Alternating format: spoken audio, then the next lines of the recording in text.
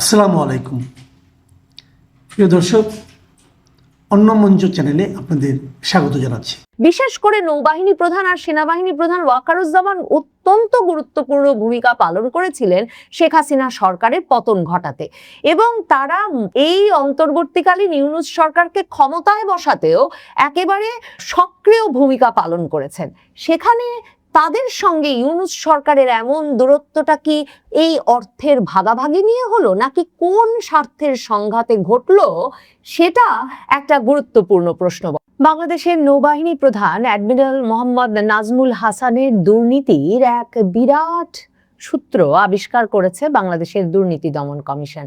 অন্তর্বর্তীকালীন সরকারের আমলে এই তদন্ত শুরু করা হয়, আর এখন সেই তদন্তে অ্যাডমিরাল মোহাম্মদ নাজমুল হাসান কি ধরনের দুর্নীতির সঙ্গে জড়িত ছিলেন, নৌবাহিনীর কর্মকর্তাদের সংশ্লিষ্টতায় কি কি ধরনের যন্ত্রপাতি জাহাজ ক্রয়ের সময় অনিয়মের ঘটনায় শত শত কোটি টাকা হাতিয়ে ফেলার ঘটনা ঘটেছে, সেগুলো যেমন উঠে এসেছে, তেমনি দুদকের তদন্তের সেসব নথি তুলে দেওয়া হয়েছে ভারতের সংবাদ মাধ্যম নর্থ ইস্ট নিউজের হাতে।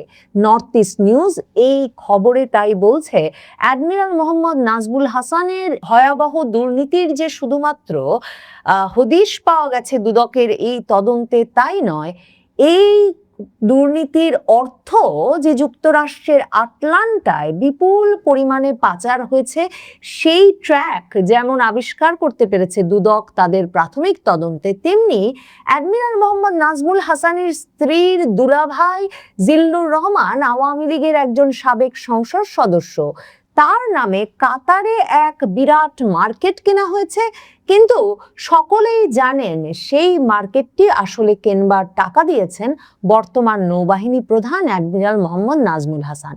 এই যে ভয়াবহ দুর্নীতির অভিযোগ দুদক তদন্ত করে বের করে আনতে পারলো বাংলাদেশের সশস্ত্র বাহিনীর একটি বিভাগের প্রধানের বিষয়ে, 3 বাহিনী প্রধানের এক বাহিনী প্রধানের বিষয়ে, সেটা যেমন বিস্ময়কর যে সরাসরি সরকারের গ্রিন সিগন্যাল ছাড়া, সরকারের পৃষ্ঠপোষকতা এবং আগ্রহ ছাড়া এই সাহস করবার যে দুদকের কর্মকর্তাদের সম্ভব নয়, সেটা যেমন বুঝতে কোনো অসুবিধা হয় না, এর চেয়েও বিস্ময়কর কারা দুদকের সেই গোপন তদন্তের নথি ভারতীয় সংবাদ মাধ্যমকে পৌঁছে দিল। আর অন্তর্বর্তীকালীন সরকারের আমলে যদি নৌবাহিনী প্রধানের বিরুদ্ধে এ ধরনের তদন্ত ঘটানো হয়ে থাকে যে তিনি কি কি ধরনের দুর্নীতির সঙ্গে জড়িত ছিলেন, সেই তদন্তের যে ফলাফল দুদক বের করে এনেছে, সেটা কি এখন তারেক রহমান সরকার, বিএনপি সরকারের আমলে ধামাচাপা দেওয়ার প্রচেষ্টা হচ্ছে? সে কারণেই কি সামরিক গোয়েন্দা সংস্থার ব্যক্তিবর্গ, সাধারণভাবে যারা সংবাদ মাধ্যমের কাছে নানা রকম স্পর্শকাতর ডকুমেন্ট ফাঁস করে দেন, তারা ভারতের একটি সংবাদ মাধ্যমকে এই নথিগুলো পৌঁছে দিল? এই প্রশ্নগুলোর সাথে সাথে আমার মনে প্রশ্ন জাগে যে নৌবাহিনী প্রধান অ্যাডমিরাল নাজমুল হাসানের ব্যাচমেট সেনাপ্রধান জেনারেল ওয়াকারুজ্জামান কিংবা বিমান বাহিনী প্রধান হাসান মাহমুদ খান, তাদের বিষয়েও কি অন্তর্বর্তীকালীন সরকার কোনো তদন্তের ব্যবস্থা করিয়েছিল? এখন যেমন নৌবাহিনী প্রধানের এমন আর্থিক কেলেঙ্কারির খবর ফাঁস হয়ে যাওয়া শুরু হলো, তার মানে কি প্রয়োজনে সেনাপ্রধান ওয়াকারুজ্জামান, বিমান বাহিনী প্রধান হাসান মাহমুদ খান, তাদেরও এ ধরনের কেলেঙ্কারি ফাঁস করে দেওয়ার মতো যথেষ্ট তথ্য অন্তর্বর্তীকালীন সরকারের উৎসাহে দুদক জড়ো করে রেখেছে? এই প্রশ্নগুলো খুব স্বাভাবিকভাবেই নর্থ ইস্ট নিউজের প্রতিবেদনটি পড়লে যে কারো মনেই উদ্রেক হবে। নর্থ ইস্ট নিউজ লিখছে, বাংলাদেশের নৌবাহিনীর প্রধান অ্যাডমিরাল মোহাম্মদ নাজমুল হাসান এবং চট্টগ্রাম বন্দর কর্তৃপক্ষ chairman rear admiral SM. Moniruzzaman দুর্নীতি দমন কমিশনের একটা বড় তদন্তের কেন্দ্রে রয়েছেন। এবং নর্থ ইস্ট নিউজ যেভাবে লিখছে তাতে মনে হয়নি যে এখনো বিএনপি সরকার সেই তদন্ত বন্ধ করে দিয়েছে, মানে এটাকে একটা চলমান তদন্ত বলেই ধারণা করা যাচ্ছে। নর্থ ইস্ট নিউজ বলেছে যে যে সরকারি নথি তাদের হাতে এসেছে তাতে এসব তথ্য উঠে এসেছে। অভিযোগ অনুযায়ী নৌবাহিনী প্রধান, যিনি 2024 সালের আগস্টের শুরুতে শেখ হাসিনা সরকারের পতনের পেছনে সেনাবাহিনী সমর্থন সমর্থিত যে কু, তাতেও গুরুত্বপূর্ণ ভূমিকা রেখেছিলেন বলে বলা হচ্ছে, যাকে কিনা ষড়যন্ত্র হিসেবে অভিহিত করছে north east news. North east news লিখছে যে চট্টগ্রাম বন্দর কর্তৃপক্ষ চেয়ারম্যান এবং সেই নাজমুল হাসান একটা বহু কোটি টাকার জাহাজ ও সংশ্লিষ্ট সরঞ্জাম কেনার চুক্তির সঙ্গে যুক্ত ছিলেন। এই ঘটনা ঘটে ডক্টর মোহাম্মদ ইউনূস নেতৃত্বাধীন অন্তর্বর্তী সরকারের 18 মাসের সময়কালে। বিশেষ করে রিয়ার অ্যাডমিরাল মনিরুজ্জামান সম্পর্কে 2025 সালের 7ই জুলাই দুর্নীতি দমন কমিশনের একটা নথিতে বলা হয়েছে তার বিরুদ্ধে ক্ষমতার অপব্যবহার, দুর্নীতি, অবৈধ সম্পদ অর্জন, অর্থ পাচার এবং সম্পদের তথ্য গোপন করার অভিযোগ পাওয়া গেছে। এই বড় তদন্তটি পরিচালনা করেন দুর্নীতি দমন কমিশনের সহকারী পরিচালক মোহাম্মদ শাহাদাত হোসেন এবং সহকারী পরিচালক মোহাম্মদ ইমরান আহমেদ। 2025 সালের 1 জুলাই আনুষ্ঠানিকভাবে 2 সদস্যের এই তদন্ত দল গঠন করা হয়।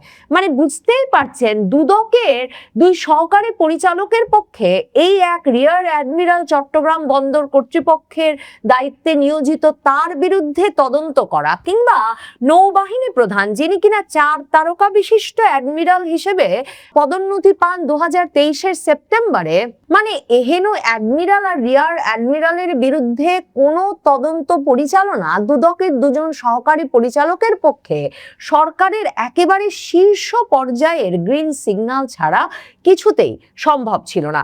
2026 সালের 11ই জানুয়ারির একটা তদন্ত রিপোর্টে দুর্নীতি দমন কমিশন বলেছে, এ তদন্তে মূলত খতিয়ে দেখা হয়েছে চট্টগ্রাম বন্দর কর্তৃপক্ষ, বাংলাদেশ শিপিং কর্পোরেশন এবং মোংলা বন্দর কর্তৃপক্ষের প্রকল্প, চুক্তি এবং নিয়োগ প্রক্রিয়ায় আর্থিক অনিয়ম ও প্রশাসনিক দুর্নীতির অভিযোগ। দুদক এই তদন্ত করতে গিয়ে বিভিন্ন প্রভাবশালী সামরিক ও বেসামরিক কর্মকর্তার পরোক্ষ সম্পৃক্ততার তথ্য পেয়েছে।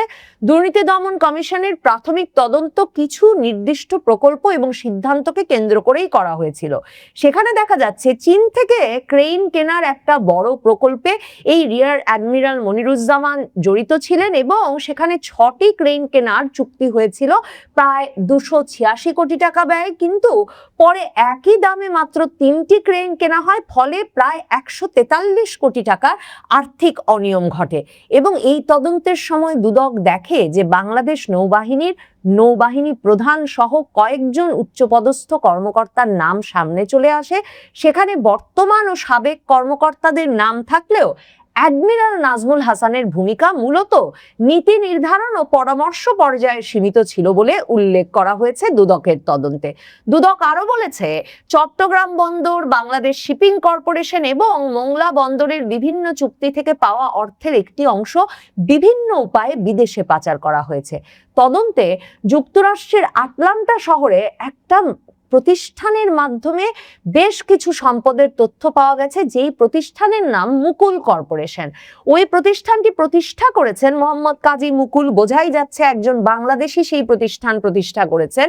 এবং দুর্নীতি দমন কমিশন ধারণা করছে এটা একটা ফ্রন্ট কোম্পানি বা ছদ্ম প্রতিষ্ঠান হিসেবে কাজ করেছে। যদিও এসব সম্পদ সংশ্লিষ্ট ব্যক্তিদের পরিবারের সদস্যদের নামে ছিল, তবুও অর্থের উৎস ও স্থানান্তর প্রক্রিয়ায় অসঙ্গতি পাওয়া গেছে। আরেকটি দুর্নীতি দমন কমিশনের তদন্ত ফাইলে দেখা যায় যে মনিরুজ্জামান যখন বাংলাদেশ শিপিং কর্পোরেশনের ব্যবস্থাপনা পরিচালক ছিলেন, তখন চীন থেকে 6টি জাহাজ কেনার সিদ্ধান্ত হয়েছিল। খরচ ধরা হয়েছিল প্রায় 2,500 কোটি টাকা, কিন্তু একই দামে কেনা হয়েছে এরপরে 4টি জাহাজ, ফলে প্রায় 500 কোটি টাকার আর্থিক অনিয়ম ঘটে যায়। এই বিষয়টি এখনো দুর্নীতি দমন কমিশন তদন্ত করছে বলে নর্থ ইস্ট নিউজ খবর দিচ্ছে। তদন্তের পরিধি আরো বাড়ানোর বিষয়ে এখতিয়ার দেওয়া হয় 2026 সালের 11ই জানুয়ারি এবং তখন আরো 4 জন কর্মকর্তা এই তদন্ত কাজে যুক্ত হন। মানে এখানেও লক্ষণীয় বিষয়, জানুয়ারি মাসে মানে অন্তর্বর্তীকালীন সরকার নৌবাহিনী প্রধানের সংশ্লিষ্টতায় চট্টগ্রাম বন্দর কর্তৃপক্ষ কি ধরনের আর্থিক অনিয়ম এবং শত শত কোটি টাকা বিভিন্ন ক্রয়ের ক্ষেত্রে লোপাট করে দিচ্ছিলেন সেটা জানতে এতটাই আগ্রহী হয়ে উঠেছিলেন যে 2025 জুলাইয়ে যে তদন্ত কাজ তারা শুরু করেন সেটাকে আরো বিস্তৃত করতে 2026 11ই জানুয়ারি আরো 4 জন তদন্তকারী কর্মকর্তা নিযুক্ত করেন এবং চূড়ান্ত তদন্ত রিপোর্টে দুর্নীতি দমন কমিশন বলেছে যে সংশ্লিষ্ট ব্যক্তিদের ঘোষিত আয় এবং সম্পদ কেনার সামর্থ্যের মধ্যে স্পষ্ট অসামঞ্জস্য দেখতে পেয়েছে তারা। এক্ষেত্রে তারা যুক্তরাষ্ট্রের আটলান্টায় দীর্ঘদিন বসবাসরত 2 জন ব্যক্তিকে চিহ্নিত করেছেন, একজন সাজিদ হাসান এবং একজন তানজিম হাসান। এই সাজিদ হাসান এবং তানজিম হাসানের নামে এই যে ক্রয়ের ক্ষেত্রে ভয়াবহ অনিয়ম এবং শত শত কোটি টাকা লোপাটের ঘটনা ঘটেছে, সেই অর্থ তাদের নামে পাচার করে আটলান্টায় সম্পদ ও বাসস্থানের তথ্য পাওয়া গেছে। এছাড়া আরো যে চমকপ্রদ তথ্য এবং অর্থ কোথা থেকে কোথায় গেছে এবং কার কাছে গিয়ে উপস্থিত হয়েছে এই বিপুল পরিমাণ অর্থ, সেটা যখন ট্র্যাক করতে গেছে দুর্নীতি দমন কমিশন, তখন তারা দেখেছে বাংলাদেশ নৌবাহিনী প্রধান নাজমুল হাসানের স্ত্রীর দুলাভাই হলেন মোহাম্মদ জিল্লুর রহমান। তিনি মৌলভীবাজার 3 আসনের সাবেক সংসদ সদস্য এবং অলিলা গ্রুপ নামের একটি গ্রুপের ব্যবস্থাপনা পরিচালক। 2024 সালের 5ই আগস্টের পর জিল্লুর রহমান দেশ ছেড়ে যান এবং কাতারে গিয়ে একটা মার্কেট কিনেছেন। নর্থ ইস্ট নিউজ বলছে যে দুদকের ওই প্রতিবেদনে আছে যে বিভিন্ন গণমাধ্যম থেকে তারা এই তথ্য পেয়েছে যে যদিও মার্কেটটি জিল্লুর রহমানের নামে কেনা হয়েছে, তবে অভিযোগ রয়েছে এর পুরো অর্থ দিয়েছেন নৌবাহিনী প্রধান নাজমুল হাসান। নাজমুল হাসান, সেনাপ্রধান ওয়াকারুজ্জামান এবং বিমান বাহিনী প্রধান হাসান মাহমুদ খান তারা একই ব্যাচের সহপাঠী সহকর্মী এবং সে কারণেই 2024 সালের 5ই আগস্টের কথা মনে করে দেখুন, আমরা প্রথমবারের মতো 3 বাহিনী প্রধানকে দেখি এবং 3 বাহিনী প্রধানকে একসঙ্গে দেখি এবং আমরা এরপর থেকে বারবার দেখি যে সেনাপ্রধান ওয়াকারুজ্জামান যখনই কোনো গুরুত্বপূর্ণ সিদ্ধান্ত জানাচ্ছেন, ওই 5ই আগস্টের ঘোষণা শেখ হাসিনা চলে গেছেন বাংলাদেশ ছেড়ে সেটা জানান দেওয়ার সময় যেমন, 5ই আগস্ট রাতে রাষ্ট্রপতির ভাষণের সময় যেমন, কিংবা পরে যমুনায় গিয়ে বারবার যখন তিনি ইউনূস সাহেবের ওপর নানাভাবে নির্বাচনটা আয়োজনের জন্য চাপ সৃষ্টি করতে উপস্থিত হচ্ছিলেন, তখনও কিন্তু বারবার তিনি যমুনায় 3 বাহিনী প্রধানকে একত্র করে, মানে বিমান বাহিনী প্রধান এবং নৌবাহিনী প্রধানকে একত্র করেই গিয়ে হাজির হয়েছেন। এখন এই সেনাবাহিনী প্রধান এবং বিমান বাহিনী প্রধান তারা 2024-এর জুন জুলাইয়ে দায়িত্ব নেন, কিন্তু 2023-এর জুলাইয়ে দায়িত্ব নিয়েছিলেন এই নৌবাহিনী প্রধান, যদিও তিনি 2023-এর সেপ্টেম্বরে গিয়ে 4 তারকা বিশিষ্ট অ্যাডমিরাল হন। কাজেই নৌবাহিনী প্রধান নাজমুল হাসানের অবসরের তারিখ কিন্তু 2026-এর জুলাইয়ে। 2026-এর জুলাইয়ে যিনি এমনিতেই নৌবাহিনী প্রধানের পদ থেকে অবসরে যাবেন, যদি না সরকার বিশেষভাবে তার পদে থাকা, তার নৌবাহিনী প্রধানের পদে থাকার বিষয়টিকে এক্সটেন্ড করে, কোনো এক্সটেনশন দেয়, মেয়াদ বৃদ্ধি করে, তাহলে তিনি 2026-এর জুলাইয়েই অবসরে যাবেন। অথচ এই সময়ে তার বিরুদ্ধে এই যে ব্যাপক দুর্নীতির তদন্ত এবং সেই তদন্ত রিপোর্ট সরকার ব্যবস্থা নেবে কিনা সেটা নিয়ে সেনাবাহিনীর ভেতর, সশস্ত্র বাহিনীর ভেতর উদ্বেগের একটা নমুনা হিসেবে সেসব নথি সংবাদ মাধ্যমকে, বিশেষ করে ভারতের সংবাদ মাধ্যমকে ফাঁস করে দেওয়া সে কারণেই অত্যন্ত তাৎপর্যপূর্ণ। সেনাবাহিনীর ভেতরে যে নানা রকম অস্থিরতা আছে, মানে সশস্ত্র বাহিনীর ভেতরে যে নানা রকম অস্থিরতা আছে, সশস্ত্র বাহিনীর সঙ্গে অন্তর্বর্তীকালীন সরকারের আমলে যে নির্বাহী বিভাগের বড় ধরনের একটা দূরত্ব সৃষ্টি হয়েছিল, তারও নমুনা এসব তদন্ত। কারণ ভুলে গেলে চলে না, এই 3 বাহিনী প্রধানই কিন্তু, বিশেষ করে নৌবাহিনী প্রধান আর সেনাবাহিনী প্রধান ওয়াকারুজ্জামান অত্যন্ত গুরুত্বপূর্ণ ভূমিকা পালন করেছিলেন শেখ হাসিনা সরকারের পতন ঘটাতে, এবং তারা এই অন্তর্বর্তীকালীন ইউনূস সরকারকে ক্ষমতায় বসাতেও একেবারে সক্রিয় ভূমিকা পালন করেছেন। সেখানে তাদের সঙ্গে ইউনূস সরকারের এমন দূরত্বটা কি এই অর্থের ভাগাভাগি নিয়ে হলো, নাকি কোন স্বার্থের সংঘাতে ঘটলো, সেটা একটা গুরুত্বপূর্ণ প্রশ্ন বটে। এটা কি এ কারণে ঘটলো যে সশস্ত্র বাহিনীর এই 3 প্রধান ইউনূস সরকারের মেয়াদ আর বাড়তে দিতে রাজি হচ্ছিলেন না, তারা দ্রুত নির্বাচন করে তারেক রহমান সরকারকে ক্ষমতায় আনতে ইউনূস সরকারের উপর চাপ দিচ্ছিলেন, এবং এই তদন্ত রিপোর্ট যে ফাঁস করে দেওয়া হলো তার কারণ কি এই যে এখন সশস্ত্র বাহিনীর ভেতরে এই এই শঙ্কা আছে যে এই তিন বাহিনী প্রধানের বিষয়ে যেসব দুর্নীতির রিপোর্ট অন্তর্বর্তীকালীন সরকার বের করে এনেছে, নির্বাচনে জিতিয়ে আনার কৃতজ্ঞতায় বিএনপি সরকার হয়তোবা তাদের বিরুদ্ধে কোনো ব্যবস্থা নেবে না। বলা মুশকিল কে কোন তরফে কেন খেলছেন, তবে নৌবাহিনী প্রধান এত শত কোটি টাকা লোপাট করে কাতারে আটলান্টায় পাঠিয়ে বসে আছেন এবং সে তদন্ত রিপোর্ট নথি সহ একটি সংবাদ মাধ্যমের কাছে ফাঁস হয়ে যাওয়ার পর সসম্মানে তিনি জুলাইয়ে অবসরে যেতে পারেন কিনা, সেটা এখন একটা বড়। একদিকে শুনছি যে দেশের তেল কোম্পানির ট্যাঙ্কারে তেল রাখার জায়গা নেই, উপচে পড়ছে। আরেকদিকে তেলের পাম্পে গিয়ে আমরা তেল পাচ্ছি না, সেখানে রীতিমতো রেশনিং করা হচ্ছে। আসলে তেল নিয়ে কি ঘটছে?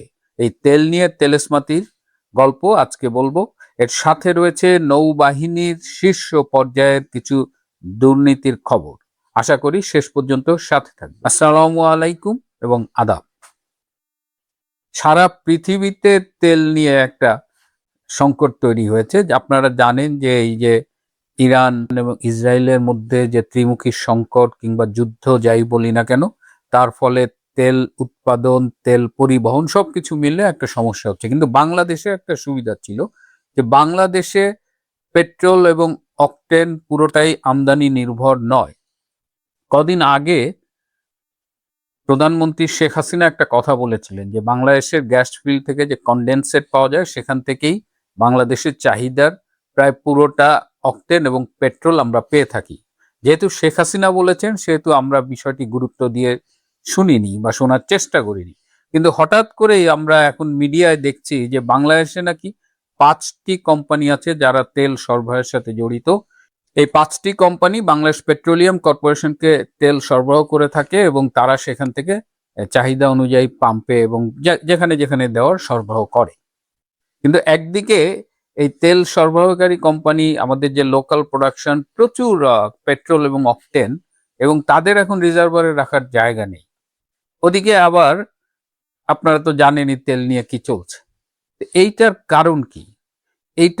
এই কারণ খুঁজতে গিয়ে একটা অদ্ভুত ব্যাপার লক্ষ্য করলাম যে এটা সত্যি যে দেশে প্রচুর পরিমাণে তেল আছে, কিন্তু সেই তেলটাকে চ্যানেলাইজ করে সাধারণ মানুষের কাছে আসতে দেওয়া হচ্ছে না। অর্থাৎ এখানে একটা কৃত্রিম সংকট তৈরি করা হয়েছে এবং এই কৃত্রিম সংকট করার মধ্য দিয়ে নানা রকমের চুরি চামারি জালিয়াতি এই খবরগুলো আপনারা পেয়েছেন। কিন্তু এর চেয়েও বড় খবর হলো যে এই সংকট দেখিয়ে এখন বিদেশ থেকে তেল আমদানি করা হবে। এই তেল আমদানির সময় যেটা করা হবে সেটা হলো যে প্রচলিত বাজার দরের চাইতে বেশি দাম দিয়ে এই তেলটা কেনা হবে। এর ফলে যে অতিরিক্ত টাকাটা কেনা ব্যয় হবে দেশের, সেই টাকাটা এই দুর্নীতিবাজরা, এই সিন্ডিকেটরা, সরকারের ভেতরে লুকিয়ে থাকা এই সিন্ডিকেটটা এই টাকাটা মেরে খাবে, লুটপাট করবে, দুর্নীতি করবে। সুতরাং এই সাধারণ মানুষের এই তেল সংকটটা আসলে যতটা না প্রকৃত, আমরা তো মনে করেছিলাম যুদ্ধের কারণে হরমুজ প্রণালী যেহেতু সেখানে থেকে জাহাজ আসা যাওয়াটা একটা কঠিন হয়ে গেছে, বাংলাদেশে তেল পরিবহন করে যেসব জাহাজ আসে তার একটা বড় অংশ এই হরমুজ প্রণালী অতিক্রম করে আসে। সুতরাং আমরা কিন্তু বিশ্বাস করেছিলাম যে তেল নিয়ে আসলে একটা সমস্যা হচ্ছে। কিন্তু এখন আমরা বুঝতে পারছি এদিকে আমেরিকা রাশিয়ার থেকে তেল কেনার জন্য পারমিশন দিয়েছে যে 2 মাসের মধ্যে মতো সময় 2 মাসের জন্য আমরা রাশিয়ার থেকে তেল কিনতে পারবো। কিন্তু এখন কথা হলো যে এখন একটা সুবর্ণ সুযোগ, রাশিয়ার থেকে আমরা বেশি দামে তেল কেনা দেখাবো এবং সেখান থেকে আমাদের কমিশনটা হালাল করে নেব। কারণ হাওয়া ভবন তার অস্তিত্ব নেই ঠিকই, কিন্তু হাওয়া ভবনের সাথে যে মানুষগুলো ছিল তারা তো এই সরকারের সাথে আছে, মাননীয় প্রধানমন্ত্রী তারেক রহমানের সাথেই আছে। সুতরাং সেই কমিশনের সেই পুরনো গল্প আমরা আবারও শুনছি, আবারও দেখছি সেই একই নাটক। কিন্তু এই যে তেলের দাম 15 থেকে 20 টাকা বাড়ানো হলো, এর ফলে জনজীবনে কি হবে? এর আগে শেখ হাসিনার আমলে মাঝে মধ্যে তেলের দাম বাড়তো, হয়তো লিটার প্রতি 2 টাকা। একবার লিটার প্রতি 2 টাকা তেলের দাম বৃদ্ধিতে মির্জা ফখরুলের আমরা 2টি বক্তৃতা শুনেছিলাম। আমি এই বক্তৃতা দুটো আপনাদের একটু শোনাবো খুব অল্প সময়ের জন্য, কারণ এরা যখন কথা বলে তখন তো এরা মনে করে যে আমরা বোধহয় সব ভুলে গেছি। কিন্তু এখন যেহেতু তথ্য প্রযুক্তির যুগ, তা আসুন আমরা একটু বক্তৃতাতে শুনে নিই। তারা একবারের জন্য জনগণের কল্যাণের কথা চিন্তা করেন নাই, কেউ করে না, যার ফলে আজকে অস্বাভাবিক ভাবে এই দাম বাড়িয়ে দিয়েছে। কি হয়েছে, এখন কি হবে আপনারা সবাই জানেন, যে জ্বালানি তেলের দাম বাড়ানোর ফলে ট্রান্সপোর্ট কস্ট বাড়বে, কিন্তু বাড়ে নয়, ট্রাকের ভাড়া বাড়বে, এবং একই সঙ্গে আমাদের যে চাল ডাল তেল লবণ সবজি যেগুলো বাইরে থেকে আসে তারও দাম অস্বাভাবিক ভাবে বেড়ে যাবে। আন্তর্জাতিক বাজারে যখন তেলের দাম কমে তখন এখানে তেলের দাম বাড়ানো হয়। কেন? তারা যে লুটপাট করে, তারা যে চুরি করে, যে দুর্নীতি করে, সেই টাকাকে হালাল করার জন্য জনগণের পকেট থেকে কেড়ে নিয়ে যায়। 5 বছর আগে তো এই পেট্রোলিয়াম কর্পোরেশন লাভ করেছে প্রায় 39,000 কোটি টাকা। তখন আন্তর্জাতিক বাজারে তেলের দাম কম ছিল, কিন্তু আপনারা কমাননি। এখনো কিন্তু তেলের দাম আন্তর্জাতিক বাজারে কমতে শুরু করেছে। এগুলো দিয়ে সরকারের কোনো কিছু যায় না, কারণ বিদ্যুৎ এবং জ্বালানির কোনো ঘাটতি নেই। ঘাটতি নেই তো বর্ষদিন কেন? ঘাটতি নেই তো 8 ঘন্টা বিদ্যুৎ নেই কেন? কেন আজকে আপনারা তেল রেশন করছেন, জ্বালানি তেল রেশন করছেন, গ্যাস রেশন করে দিচ্ছেন? কেন আজকে বিশেষজ্ঞরা বলছে যে বাংলাদেশে এখন অশনি সংকেত, পেট্রোল ডিজেল রপ্তানির দাম বাড়িয়েছে, তাই না? এছাড়াও একটা দুর্নীতির খবর আমরা পেলাম। আপনারা জানেন যে 2024 সালের জুলাই আগস্টে যে রেজিম চেঞ্জ, যে জঙ্গি অভ্যুত্থান, সেখানে আমরা সব সময় সেনাপ্রধান জেনারেল ওয়াকার খানের কথা বলে থাকি, কিন্তু এর সাথে ওতপ্রোতভাবে জড়িত ছিল সেই সময়ের নৌবাহিনী প্রধান অ্যাডমিরাল নাজমুল হাসান। এই নাজমুল হাসান, আপনারা যদি তার 2024 সালে তার সে কোথায় কোথায় গেছে দেশের মধ্যে এই তালিকাটা যদি বের করেন, তাহলে দেখবেন সে একাধিকবার চিটাগাং গিয়েছে, এবং তিনি চিটাগাংয়ে গিয়ে একাধিকবার তিনি বিভিন্ন বিদেশি প্রতিনিধিদের সাথে মিটিং করেছেন, এবং এই প্রতিনিধিদের সাথে তিনি বোট ক্লাব এবং সেখানে একটা হোটেল আছে, সেই রেডিসন হোটেল বোধহয়, সেই হোটেলে তিনি একাধিক মিটিং করেছেন, এবং প্রত্যেকটা মিটিংয়ে এই সরকার পরিবর্তন, রেজিম চেঞ্জ, এগুলো নিয়ে আলোচনা হয়েছে।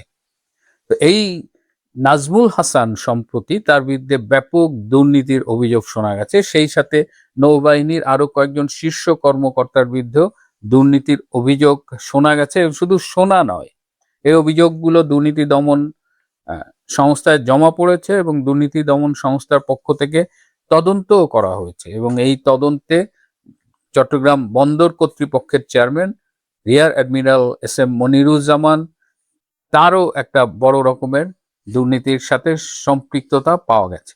এদের বিরুদ্ধে যে অভিযোগ, সেটা হলো যে ক্ষমতার অপব্যবহার, কেনাকাটায় দুর্নীতি, অবৈধ সম্পদ অর্জন, এবং তাদের যে ট্যাক্স রিটার্ন, নিজস্ব ফিনান্সিয়াল স্টেটমেন্ট, এগুলো সব চুলচেরা বিশ্লেষণ করে দেখা গেছে যে তারা তাদের ক্ষমতার অপব্যবহার করে ব্যাপক দুর্নীতি করেছে। যেমন চীন থেকে 6টা ক্রেন কেনার কথা 286 কোটি টাকা দিয়ে, কিন্তু নৌবাহিনীর প্রধানের সাথে সলা পরামর্শ করে সবাই মিলে এই 286 কোটি টাকা দিয়ে তারা 3টি ক্রেন কিনেছে, যেটা দিয়ে 6টি ক্রেন কেনার কথা ছিল, এবং যেত বাজার দর পরীক্ষা করে দেখা গেছে যে এই টাকায় 6টা ক্রেন কেনা যেত, কিন্তু তারা 3টা ক্রেন কিনেছে, এবং বাকি অর্ধেক টাকা 143 কোটি টাকা তারা লুটে পুটে খেয়েছে, এবং এই টাকা বিদেশে পাচারেরও প্রমাণ পেয়েছে দুর্নীতি দমন সংস্থা। আটলান্টায়, আমেরিকার আটলান্টা বেস 2-3টা নাম উঠে এসেছে যারা এই টাকা পাচারে সহায়তা করেছে, এবং প্রত্যেকটা দুর্নীতির সাথে নৌবাহিনী প্রধান অ্যাডমিরাল নাজমুল হাসানের নামও উঠে এসেছে। এর বাইরে Bangladesh shipping corporation, Mongla port authority, এই সবাই বেশ কিছু দুর্নীতি, ড্রেজিং এর দুর্নীতি, জাহাজ কেনার দুর্নীতি, চীন থেকে 6টা জাহাজ কেনার কথা, সেখানেও প্রায় 486 কোটি টাকার দুর্নীতির সম্পৃক্ততা পাওয়া গেছে। এবং এই যে নৌবাহিনীর প্রধান অ্যাডমিরাল নাজমুল হাসান, তার স্ত্রী মিসেস নাজমুল হাসান, তার ভগ্নিপতি, তিনি একজন ব্যবসায়ী এবং আওয়ামী লীগ আমলের সাংসদ ছিলেন, মৌলভীবাজার 3 আসনের সাংসদ। তিনি সম্প্রতি বাংলাদেশ থেকে কাতারে গিয়েছেন, এবং কাতারে এই এমপি একটি মার্কেট কিনেছেন বলে এই তদন্তে উঠে এসেছে, এবং সেখানে বলা হয়েছে যে এই মার্কেট কেনার পুরো টাকাটাই নাজমুল হাসান দিয়েছেন। তার মানে একদিকে রেজিম চেঞ্জ, একদিকে মানে সরকারের সাথে মীর জাফর